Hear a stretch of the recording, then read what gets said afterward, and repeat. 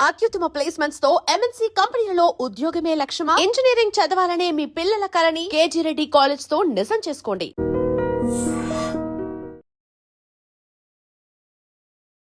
నమస్కారం. Welcome to I dream. ధర్మ మార్గం విత్ విజిత కార్యక్రమానికి స్వాగతం.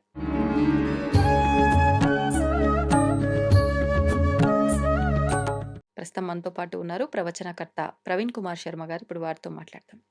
నమస్కారం అండి. నమస్తే అమ్మా. మహాశివరాత్రి రాబోతుంది. మరి మహాశివరాత్రి అసలు ఎందుకు జరుపుకుంటున్నామో దాని వెనకాల ఒక ఆంతర్యము ఉంటుంది. ప్రస్తుతం అయితే కామ్యాల కోసం స్వామిని మనం ఆ రోజున ఆరాధిస్తాము, అభిషేకాలు చేస్తూ ఉంటాము. మళ్ళీ అభిషేకాలు చేయడంలో కూడా భక్తి ఉన్నప్పటికీ ఈ ద్రవ్యంతో అభిషేకం చేస్తే మాకున్న ఈ కోరిక నెరవేరుతుంది అని చెప్పి. అంటే కోరికలు ఉండడం తప్పు కాదు. ఆ కోరిక తీరాలని స్వామిని అడగడం తప్పు కాదేమో. మరి ఏంటి? ఏం చేస్తే ఆ కోరికలు నెరవేరుతాయి? స్వామి అనుగ్రహం మన పైన ఉంటుంది. ఎలా చెయ్యాలసలు? ధర్మా విరుద్ధో భూతేషు కామోస్మి భరతర్షభ అని భగవద్గీతలో కృష్ణ పరమాత్మ ఓ మాట అంటారు. ధర్మానికి విరుద్ధం కాని కోరికల స్వరూపాన్ని నేనే అని. ఓహ్! అంటే మనకు అధర్మపరమైన కోరికలు ఉన్నంత వరకు మనం పతనం అవుతాం. ధర్మపరమైనటువంటి కోరికలు ఉన్నంత వరకు భగవంతుడు సపోర్ట్ చేస్తారు. హ్మ్. ఆ సపోర్ట్ చేయటానికే చాలా రకాల పండుగలు, పర్వదినాలు, కాలంలో చాలా రకాలైనటువంటి మహత్యాలు వచ్చే దినాల్ని పట్టుకొని మనం చేస్తూ అవును. ఉంటాం. చేస్తూ ఉంటాం. 11 మాస శివరాత్రులు కలిసి 12వది మాఘ మహాశివరాత్రి. బహుళ చతుర్దశి రోజున వచ్చేదాన్ని మహాశివరాత్రి అని పిలుస్తారు. అవునండి. మహా అనే పదానికే చాలా వైశిష్ట్యం పెట్టారు. 11 సంక్రాంతులు పెట్టే 12వ దాన్నే మకర సంక్రాంతి. మధ్యలో దాన్నే మకర సంక్రాంతి అని పెట్టారు. అవును. ప్రతి దానికి ఒక విశిష్టత ఖచ్చితంగా ఉంటుంది. మనం లోతుగా తెలుసుకుంటే. ఆలోచించాలే అవును. గానీ చాలా వెళ్తూనే ఉంటాం. హ్మ్. ఈ మహాశివరాత్రి ఆవిర్భావం గురించి మీకు చాలా బాగా తెలుసు నాకంటే. నాకేం తెలీదండి. ఇప్పుడు మీరు చెప్తే తెలుసుకుంటా. ఒకరోజు బ్రహ్మ, విష్ణువులు గొడవ పడుతున్నారు. హ్మ్. నేను నీకంటే గొప్పవాడిని. లేదు నేను నీకంటే గొప్పవాడిని. హ్మ్. ఇదొక లీల అంతే. వాళ్ళు నిజంగా గొడవ పడతారనేది కాదు. అదొక లీలగా అంటే శివుడు చేశాడు. జనాలకిది తెలియజేయడం కోసమా? ఎందుకు ఆ లీల? ఆ లీల చెప్తాను. హ్మ్. చివర్లో మీకర్థమవుతుంది. గొడవ పడుతున్నారు. నేను హ్మ్. నీకంటే గొప్పవాడినని బ్రహ్మ. లేదు నేను నిన్ను పుట్టించిన వాడినని విష్ణువు. ఇలా హ్మ్. గొడవలు సాగుతున్నాయి. వాళ్ళ గొడవ చాలా తారాస్థాయిలో ఉంది. ఆ తారాస్థాయిలో ఉండగా వాళ్ళ ఇద్దరి మధ్య ఒక పెద్ద స్తంభం ఆవిర్భవించింది. హ్మ్. ఆ స్తంభం ఆవిర్భవించగానే ఆకాశవాణి ద్వారా కొన్ని మాటలు వినపడ్డాయి. దీని అంతము, దీని తుది ఎవరు తెలుసుకుంటారో వారే గొప్ప అని.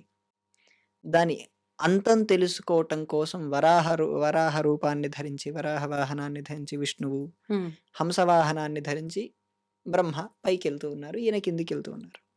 విష్ణుమూర్తి ఎంత కిందికెళ్ళినా రావటం లేదు.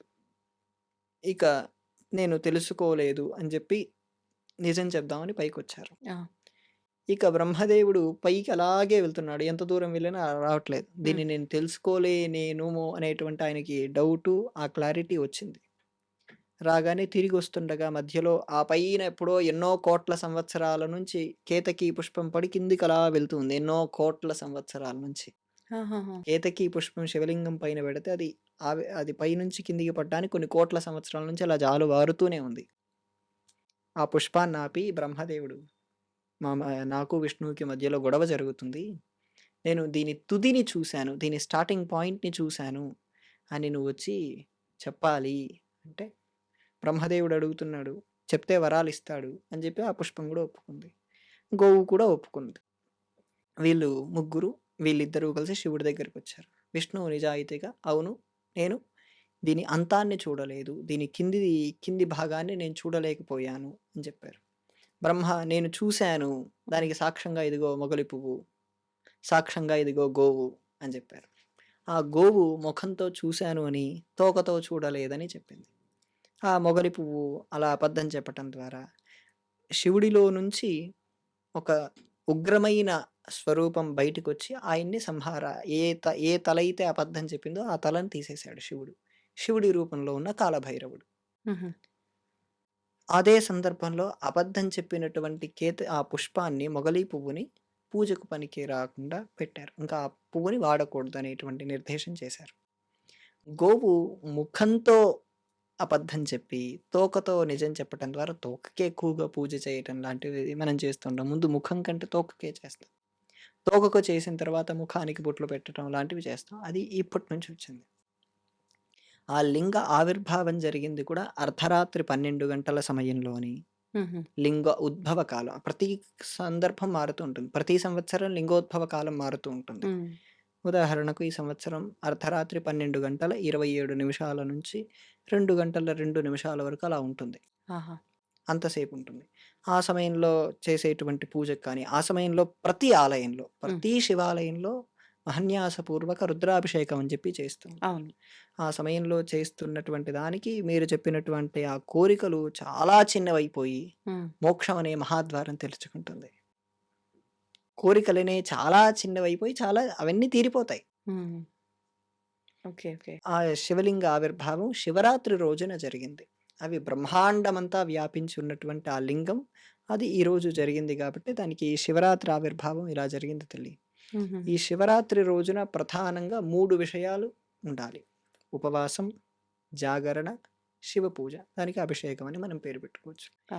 ఈ 3 ఉన్నదాన్ని మహాశివరాత్రి వ్రతం అని పిలుస్తారు. ఈ 3 హ్మ్. చేసేదాన్ని.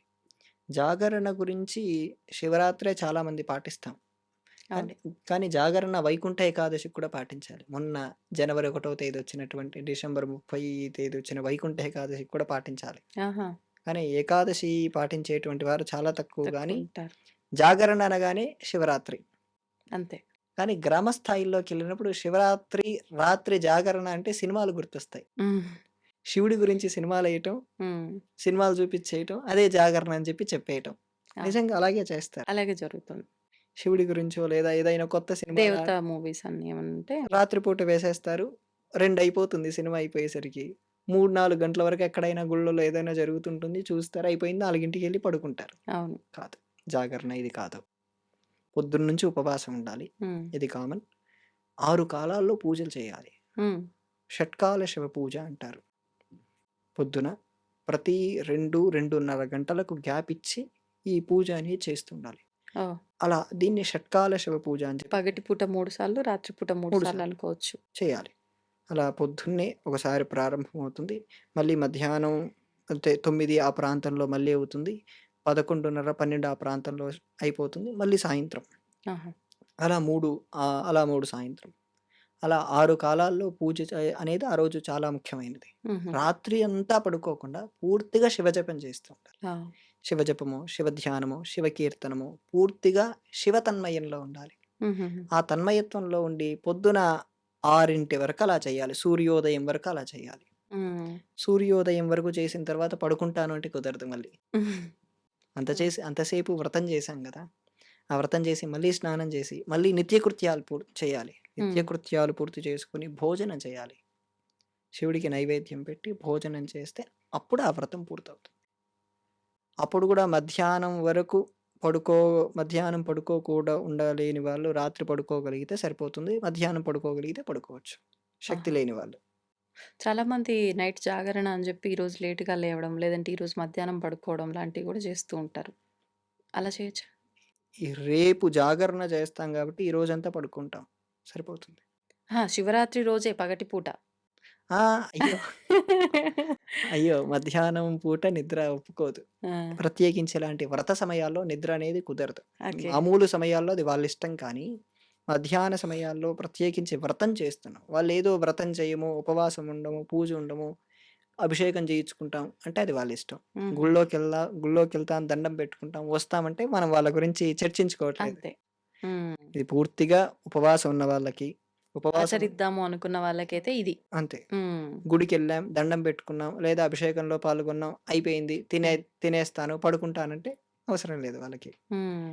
పూర్తి స్థాయిగా ఉపవాసం ఉంటారు అనే వాళ్ళకి, పూర్తి స్థాయిగా శివ పూజ, శివనామం జపం చేసే వాళ్ళందరూ పాటించాల్సిందే ఇది. దీంట్లో మరి కోరికలను బట్టి ఒక్కొక్క ద్రవ్యంతో చేస్తే అనేది ఎంతవరకు వాస్తవం? నిజమేనా అండి ఇది? అంటే ఈ ద్రవ్యంతో చేస్తే ఈ కోరిక నెరవేరుతుంది అనేది వాస్తవమా? 100% వాస్తవం. మరి ఏ ద్రవ్యాలో చెప్తారా? పంచామృతాలు చాలా ప్రధానం. హ్మ్. పాలు, పెరుగు, నెయ్యి, తేనె, పంచదార ఇవి ప్రతి అభిషేకంలో ఉంటాయి. ఇంకా సుగంధ ద్రవ్యాలతో చేస్తారు. హ్మ్. సుగంధ ద్రవ్యాలంటే తెలుసా? ఏలకులు, లవంగాలు. హ్మ్. వీటితో చేస్తారు. ఇవి కాకుండా రసాలతో చేస్తారు. పళ్ళ పళ్ళ రసాలు. రసాలు. హ్మ్. హ్మ్. ఒక్కొక్క రసానికి ఒక్కొక్క రకమైన పద్ధతుంది. హ్మ్. కొంతమంది నూనెలతో కూడా చేస్తూ ఉంటారు. మనం నార్త్ ఇండియాకెళ్తే వాళ్ళు నూనె గూడా ఆవ నూనెలు లాంటివి గూడా శివలింగం పైన పోస్తూ ఉంటారు. అవునా? ఆ! హ్మ్. ఆవాల నూనెతో చేస్తే శత్రునాశనం జరుగుతుందని ఇలాంటివి గూడా వాళ్ళు పాటిస్తారు. ఇది గదా ఇప్పుడు అందరూ జేయాల్సింది. హ్మ్. అంటే బయటి శత్రువుల కంటే మన లోపల ఎంతమంది శత్రువులున్నారో గమనించుకోవాలి. అంతే. బయట ఎప్పుడూ శత్రువులు ఉంటూనే ఉంటారు అందరికీ. కానీ అవును. మన లోపలున్న శత్రువుల్ని ఎప్పుడు పోగొట్టుకుంటాం. హ్మ్. ఆ పోగొట్టుకోవటానికి ఈ వ్రతం చేయాలి. హ్మ్. ముందు మన లోపల శత్రువులు పోతే బయట శత్రువులు ఆటోమేటిక్‌గా నశిస్తారు. ఏదైనా అహంకారం వల్లే గొడవలు స్టార్ట్ అవుతాయి. ఆ! ఈగోయిస్టిక్ అంటాం గదా! అక్కడే ఎక్కువైపోయింది ప్రతి ఒక్క వ్యక్తిలో ఇప్పుడిది. అది మొదలైంది కాబట్టే హ్మ్. ప్రారంభమవుతున్న. ఆ ఈగోయిస్టిక్‌నే చంపేయాలి. హ్మ్. అది చంపేస్తే బయట శత్రువు ఆటోమేటిక్‌గా ఉంటాడు. అవును. ఇంకా చెరుకు రసంతో అభిషేకం చేస్తే ఇష్టద్రవ్య ప్రాప్తి అని. హ్మ్. ఫర్ సపోజ్ నేను ఒక కారు కొనాలనుకుంటున్నాను. చెరుకు రసంతో అభిషేకం చేయాలి. ఓహ్! మరి విభూది, వి భస్మం. విభూతి సమస్త ఐశ్వర్యాలను ఇస్తుంది. భూతిరైశ్వర్యం. ఆ! విభూతి అంటే ఐశ్వర్యం అని అంటే పేరు. పొడి విభూదా? నీళ్ళలో కలిపి చేయాలా? ఎలా అండి? మొదటగా మొదటగా ఈ నీళ్ళలో కలిపి చేసి తర్వాత పొడి వేయొచ్చు. మనం మహాకాళేశ్వరుడిని చూస్తే అలాగే చేస్తారు. హ్మ్. ఉజ్జయినిలో అవును. మహాకాళేశ్వర స్వామి వారికి ముందుగా భస్మాభిషేకం చేసి, తర్వాత భస్మాన్ని చల్లుతారు. హ్మ్. అలా కూడా చేసుకోవచ్చు. ఇంకా ఇవన్నీ లేదు చాలా తొందరగా చేసుకోవాలంటే భస్మమే చాలా ఈజీ తల్లి. హ్మ్. పసుపు, కుంకుమ లాంటివి వాడరు అభిషేకంలో. అవునా? హ్మ్. హుహుహు. ఇక్కడ. ఎందుకంటే ఇక్కడ శివుడు లింగ రూపంలోనే ఉంటాడు కాబట్టి వాడరు. శివుడి విగ్రహాన్ని పక్కన అమ్మవారు ఉన్న ప్రదేశాన్ని అమ్మవారు, అయ్యవారు కలిసున్న దానికైతే వాడొచ్చేమో కానీ, హుహుహు. లింగానికి మాత్రం కుదరదు. అంటే శివ పూజకి అస్సలు ఇలా లింగ రూపంలో ఆరాధనకి ఎక్కడ పసుపు, వాడరు. కుంకుమతో కలిపిన నీళ్లు వాడరు. హుహు. ఈ మధ్య కొంచెం వీడియోల్లో కనపడటం కోసం పసుపు, కుంకుమలు పోస్తున్నారు. హ్మ్. కానీ అక్కడ పోయాలనుకున్నప్పుడు పక్కన అమ్మవారుంటే బావుంటుంది. ఓకే. ఓకే. అమ్మవారిని పెట్టి పోస్తే అది ఇద్దరికీ సూట్ హ్మ్. అవుతుంది. హ్మ్. అలా వాళ్ళ ఇష్టద్రవ్యం కోసం ఏదైనా వాడొచ్చమ్మా. భస్మంతో చేసేదానికి అత్యంత ఎక్కువ ప్రాముఖ్యత ఉన్నది. ఓకే. మనకు శివ సహస్రనామం అని ఒకటుంది. మహాభారతంలోనే ఉపమన్యు మహర్షి చెప్తారు. హ్మ్. భస్మశాయి అని దాంట్లో ఒక నామం ఉంది. భస్మంలో పడుకుంటారు తెలుసా? భస్మశయన వ్రతం చేసేవారా? కొంతమంది. ఆహా! ఇప్పటికి నేను కొంతమందిని చూసాను. నేను ఆ వ్రతం ఎక్కడండి? ఇది ఏ చేయాలి ప్రాంతానికి సంబంధించింది? ప్రాంతంతో సంబంధం లేదు. ఎవరైనా చేయొచ్చు. ఆహా! భస్మాన్ని పూర్తి స్థాయిగా శరీరానికి అంటుకొని, భస్మాన్నే ఇష్టంతో ఆ భస్మం పైన నిద్రపోవటం. హ్మ్. భస్మశయన వ్రతం అంటారు దీన్ని. దాంట్లో అందుకే ఈ భస్మశాయి అనే నామం కూడా మనకు ఎటువంటి కామ్యం కోసం జేస్తారిది? ఈ వ్రతం? కామ్యాతీతమైన స్థాయి ఇది. హుహుహు. పూర్తి స్థాయి అంటే శివుడిని దర్శింపచేసే స్థాయి. కామ్యం కుదురుతుందా? ఇది అందరికీ సాధ్యపడే వ్రతం కాదైతే. జ్ఞానజ్యోతి విచ్చుకునే స్థాయి. నేను ప్రయత్నం చేయాలని చూస్తున్నాను. ఆ భస్మము అదంతా పద్ధతి అంతా తెలుసుకుంటున్నాను. హుహు. చాలా కొంతమంది చేసిన వాళ్ళ ద్వారా. వాళ్ళు చేసిన వాళ్ళందరూ యోగత్వం పొందలేదు. కానీ జ్ఞానమైతే విచ్చుకుంటుంది. హుహు. ఎందుకంటే భస్మంతో చేసేదే అన్నిటికంటే ఉత్తమమైనది. హ్మ్. ఎందుకంటే ఈ ప్రపంచంలో ఏది కాలిపోయినా మిగిలేది బూడిదే. ఆ బూడిదను కూడా కాలిస్తే మిగిలేదే భస్మం. వీటన్నిటి నుండి రక్షించేవాడు శివుడు. హ్మ్. అందువలన శివుడికి భస్మంతో చేయటం అనేది చాలా అత్యుత్తమమైన విషయం. ఆ రోజు అర్ధరాత్రి కాలంలో ఆహ్, మనకు మంత్రాలేమీ రావు. శ్రీ శివాయ నమః అనే మంత్రం అనే నామమే చెప్పుకొని, హుహు. లేదా ఇవి కూడా అక్కర్లేదు. శివ అనే 2 అక్షరాలు చాలు. ఆ 2 అక్షరాలే ఓ 2 లక్షల సార్లు ఆ రోజు జపం చేసి, పోస్తూ ఉంటే ఏ కామ్యమైనా వాటెవర్ ఇట్ మైట్ బి ఆ! అవుతుంది. సంతోషమండి. చాలా చక్కగా వివరించారు. నమస్తే అమ్మ.